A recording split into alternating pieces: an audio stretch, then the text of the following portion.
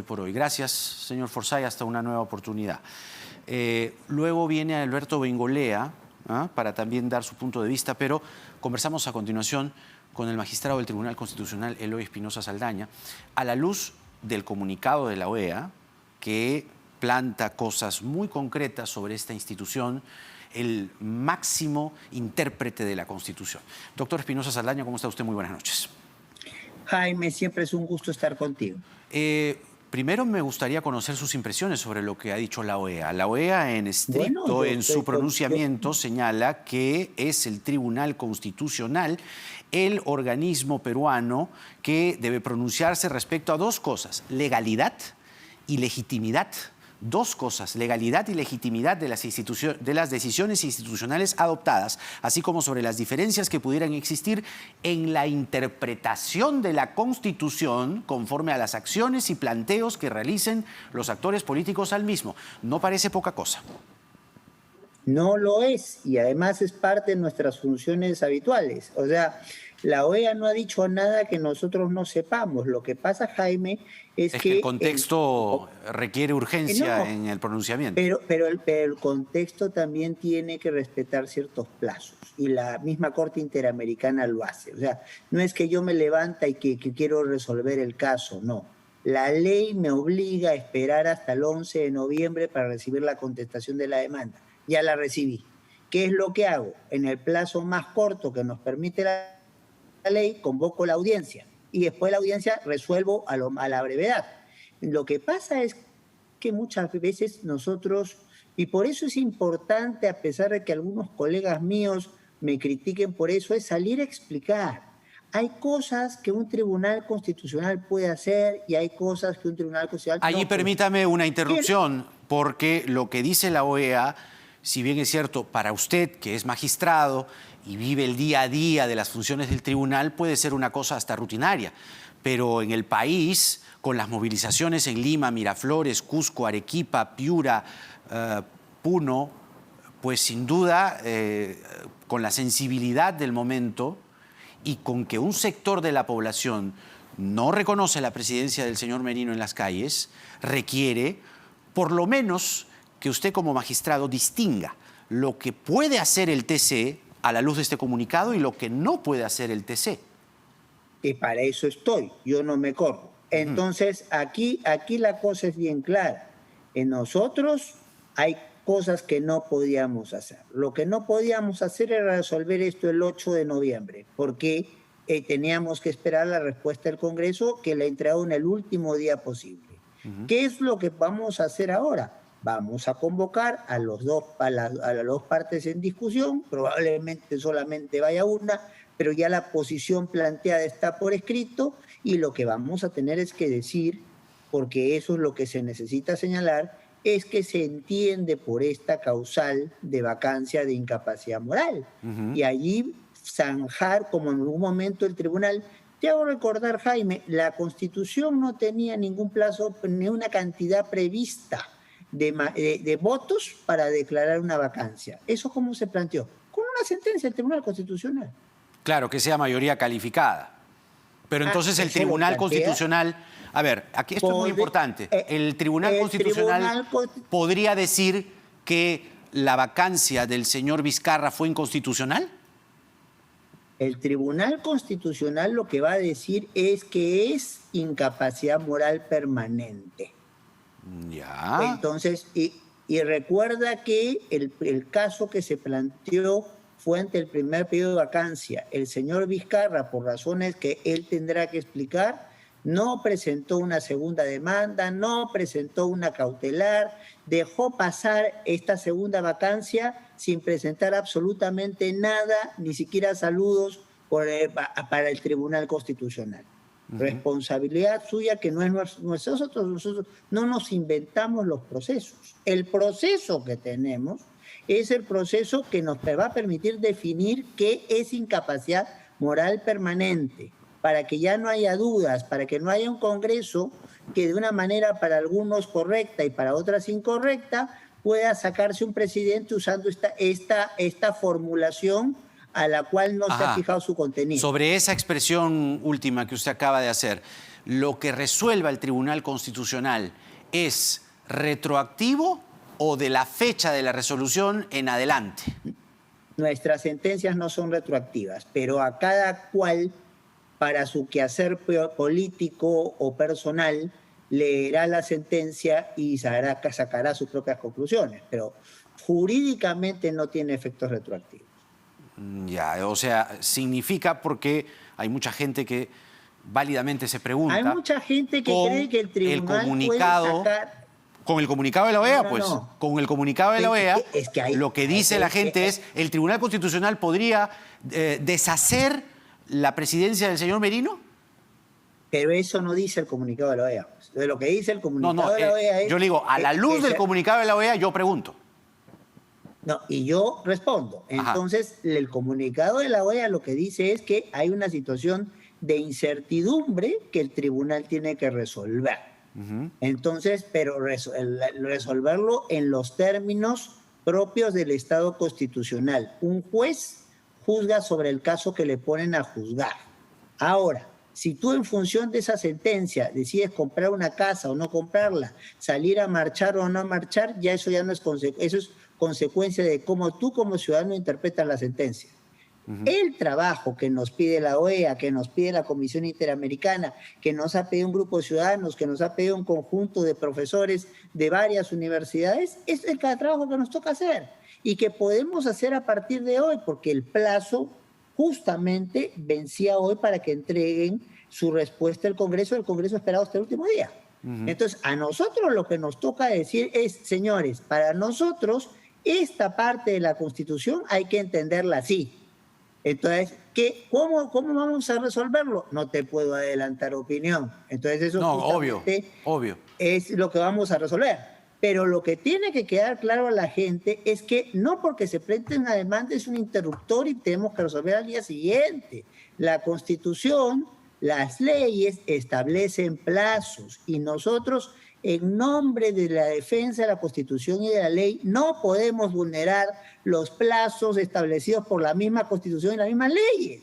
No podemos. Por eso. Entonces, recién estamos en condiciones de poder hoy día convocar a resolver y resolver lo más pronto posible. Pero por eso, a ver, ustedes lo que van a enmarcar, y eso dependerá también de los votos, es sin duda definir, ¿no? Darle un marco objetivo y normativo, ¿no? Y constitucional, ciertamente, o interpretativo de la Constitución, para ser exactos, de lo que es una vacancia por incapacidad moral permanente, porque para recordarle a la gente, hay vacancia por muerte del presidente, es una cosa objetiva, no hay discusión, por la renuncia, porque viajó sin permiso del Congreso, son cosas objetivas, nadie discute, ¿no? Es como la claridad y la oscuridad.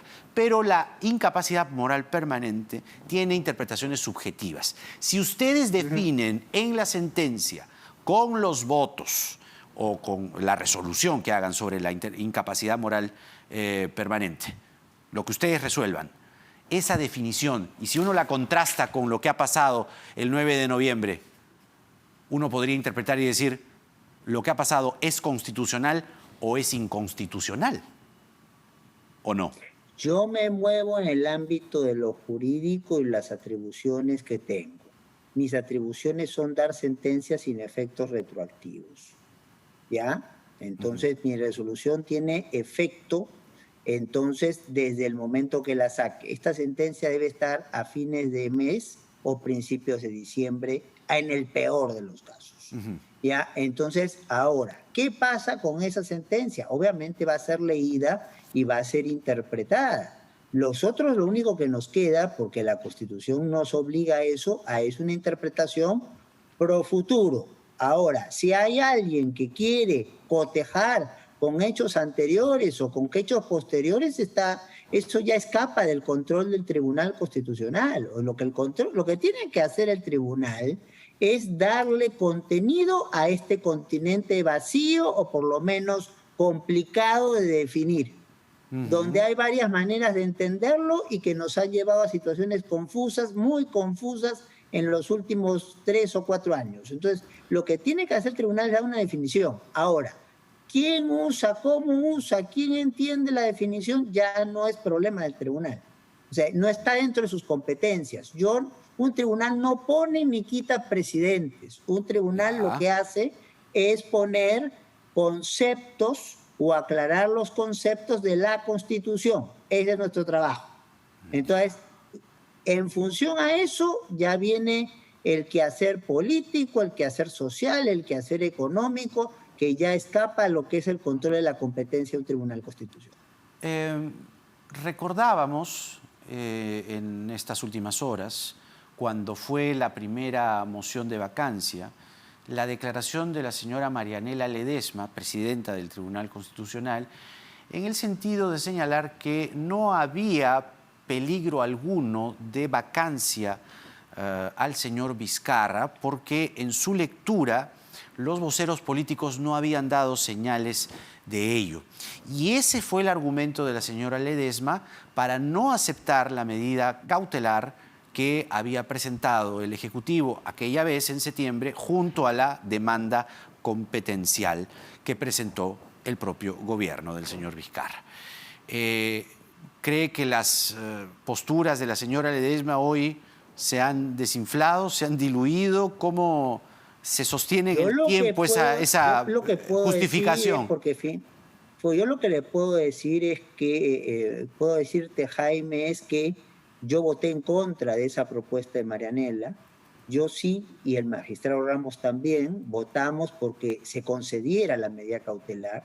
Nos parecía oportuno que, habiendo una votación de vacancia de la presidencia de la República y no estando claro el concepto, era necesario que nos diéramos el tiempo para poder resolver y que nuestra respuesta no llegara después de una eventual vacancia dada. Ese fue el sentido del voto, de mi voto y del voto del magistrado Ramos. Entonces, como pasa en un colegiado, no tenemos que coincidir en todos. Yo discrepé con esa interpretación de Marianela, ella lo sabe, se lo he dicho personalmente, entonces no estoy cometiendo ninguna infidencia con esto. Además, es una cuestión que está publicada. Uno entra a la página del tribunal y encuentra mi voto, y encuentra el voto de Marianela, el voto de Ramos y el voto de los que siguieron a Marianela en esta posición, como pasa con todas las sentencias del tribunal. Yo no tengo por qué coincidir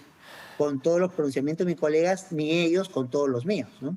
Me gustaría que usted, en la medida que no adelante opinión y todas estas cosas que le sacan eventualmente a personas que tienen los cargos como el suyo, sin embargo, pero me gustaría hago el que... mejor esfuerzo para que no me la saquen yo. Sí, así veo. Pero el contexto nos dice que hay una situación muy delicada respecto a lo que pasa en el Congreso.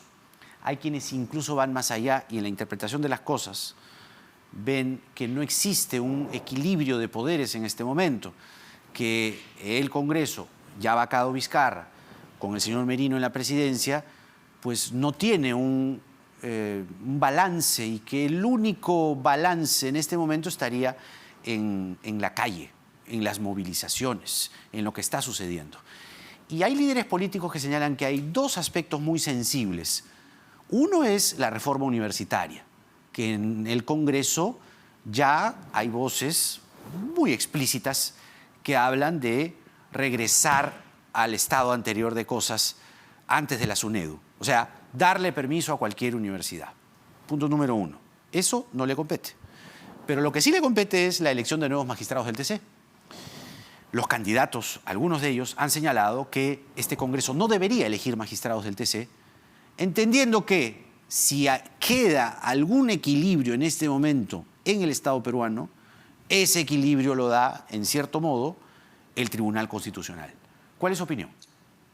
Bueno, yo creo que el Tribunal Constitucional, por lo menos en esta composición, independientemente de nuestras discrepancias, ha dado pruebas de pronunciamientos independientes e imparciales, pueden gustar o no gustar. A mí, a veces quedo en minoría y no me gusta lo que sale, y que han servido como la labor que tiene todo tribunal constitucional en un Estado constitucional. No solo interpreta y concretiza la Constitución, es el mediador jurídico de los problemas políticos, sociales, económicos más importantes para asegurar que la política, la economía, la vida social se maneje bajo parámetros constitucionales. Ese es el perfil de un tribunal constitucional. Entonces, ese papel, sea Espinosa Saldaña o quien fuera, es el que tiene que cumplir. Si no, precisamente, hablando de equilibrio de poderes, se quiebra el importante rol del Tribunal Constitucional. El Tribunal ¿Con la elección de Constitucional nuevos está magistrados? con lo que fuera. Lo que tiene que entender un juez constitucional es que una cosa son sus amigos, sus intereses personales, y otra cosa es su trabajo, que es la defensa de lo que dice la Constitución o lo que se puede desprender a propósito de ella. En ese contexto no hay amigos, no hay intereses, no hay familia, sino hay que cumplir la responsabilidad que a uno le han dado. Eso es la llave mágica de la labor de todo juez constitucional. Pero hay quienes incluso señalan que el Congreso debería apurar la designación de nuevos magistrados. ¿Cuál es el riesgo en este contexto, en la situación actual, la elección de magistrados del Tribunal Constitucional en este Congreso? Esa es mi pregunta Jaime, concreta. hay cosas, cuando yo deje de ser magistrado constitucional y ojalá me convoques como profesor de Derecho Constitucional o como analista, hay cosas que te puedo decir. Hay cosas que como juez constitucional no te puedo decir.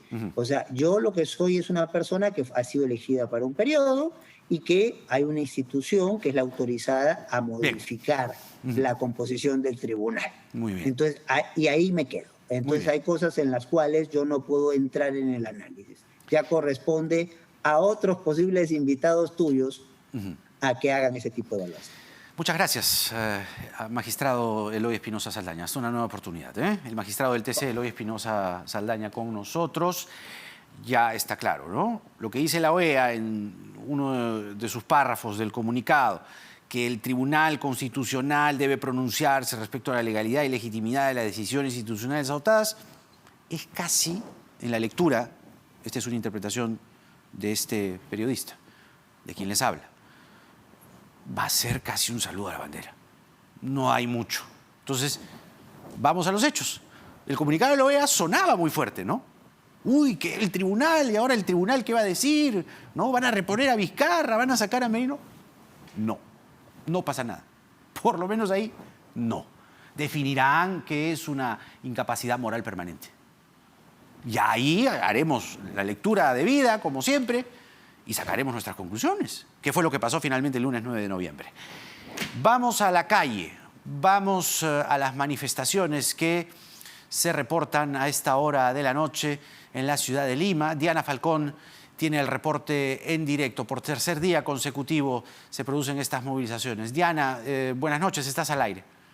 ¿Cómo estás, Jaime? Buenas noches. Con la voz de una joven que dijo: mañana todos a la plaza, 5 de la tarde, dado por culminada esta segunda marcha en contra del nombramiento de Manuel Merino de Lama como presidente de la República. Estos jóvenes, porque la mayoría de ellos eran jóvenes, lograron sortear un cordón policial que se encontraba en Nicolás de Piedra. No lo superaron, sino que tomaron una suerte de atajo, tomaron el Girón Ayacucho y luego tomaron el Girón Cusco y llegaron exactamente al cruce de Cusco y Bancay, a 2 cuadras del Congreso de la República, exactamente donde se encuentra la sede del Palacio de Justicia, donde sí, efectivamente, había una reja instalada ya el día de ayer y también un número considerable de policías que evitó que ellos se acerquen al Palacio Legislativo. Ha sido un recorrido que empezó bastante temprano, hoy cerca a las 4 de la tarde en la Plaza San Martín. Ellos han recorrido diferentes calles como Alfonso Ugarte, llegaron más temprano también a la Plaza Bolognesi, regresaron una vez más a la Plaza San Martín y cuando llega un grupo de aproximadamente 100 o 150 jóvenes han hecho una marcha más corta que ha terminado finalmente aquí en el Girón Cusco con Abancay. Ellos han hecho esta convocatoria masiva y han llamado a otras personas también para que se sumen a las marchas del día de mañana. Jaime, contigo. Muy bien, Diana, muchas gracias. Así está la calle a estas horas de la noche. Mañana se ha convocado una marcha nacional.